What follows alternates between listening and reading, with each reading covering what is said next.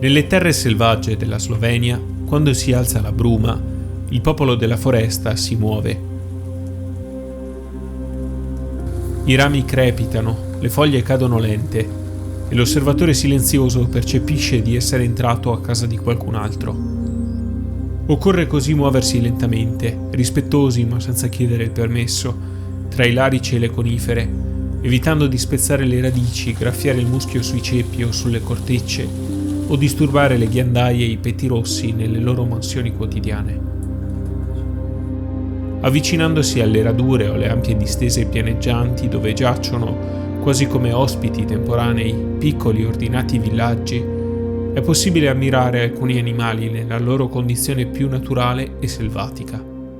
Volpi dal manto rosseggiante che passeggiano in equilibrio sui tronchi e che osservano sospettose il proprio riflesso, caprioli irrequieti che salticchiano da una parte all'altra della prateria e ancora scoiattoli, tassi, cervi, rapaci e roditori. Ma vedere o fotografare i veri principi di queste distese incontaminate è un'altra storia.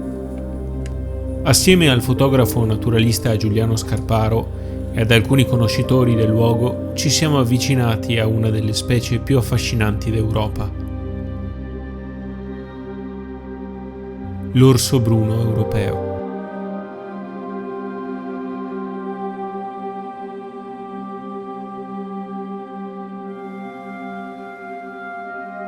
Anche se questa foresta è il luogo con maggior densità di esemplari per chilometro quadrato, non è affatto scontato vedere un orso. Occorre rimanere in totale silenzio per ore all'interno del capanno, evitando di uscire a qualunque costo, pena il cambiamento delle abitudini degli esemplari e quindi l'impossibilità di rivederli di nuovo nello stesso punto. Il capanno, che è coperto su 4 lati, consente una protezione dalla vista degli orsi, che comunque è limitata, mentre un sistema di tubature porta l'aria in alto, allontanando gli odori dall'acutissimo olfatto di questi animali. L'olfatto è il senso centrale di questo imponente mammifero, assieme all'udito.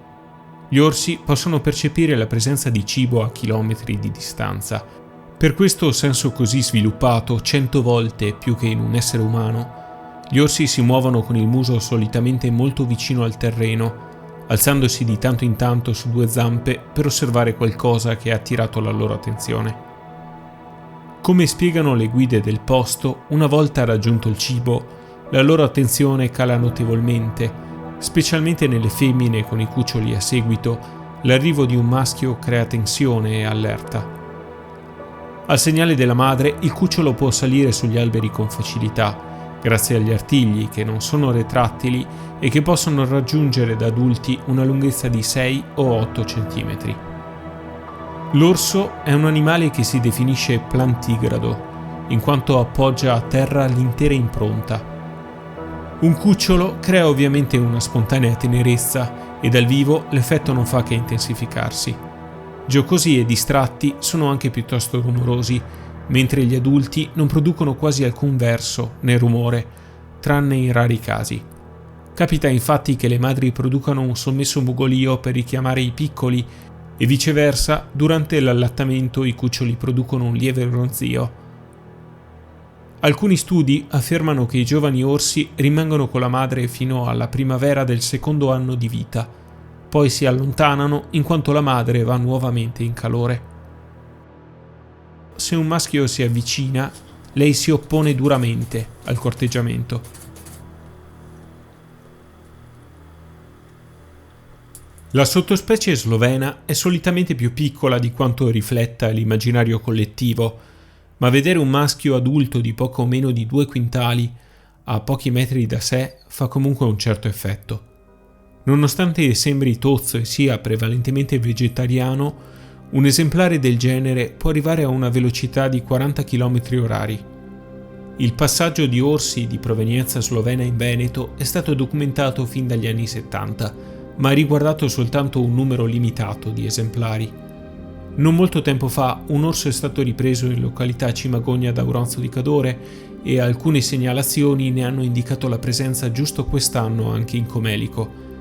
Nell'Appennino centrale, invece, l'orso marsicano c'è e c'è sempre stato, anche se la sopravvivenza della sua specie è a rischio. In Slovenia a questa specie è stata data la dignità di un'ampia foresta dove vivere e la possibilità di riprodursi, ma al contempo la diffusione dell'orso è regolata dalla caccia e non è raro vederne proposta la carne nei ristoranti tipici. Viene così da considerare da un altro punto di vista il tema dei grandi predatori, che in Italia è più caldo che mai.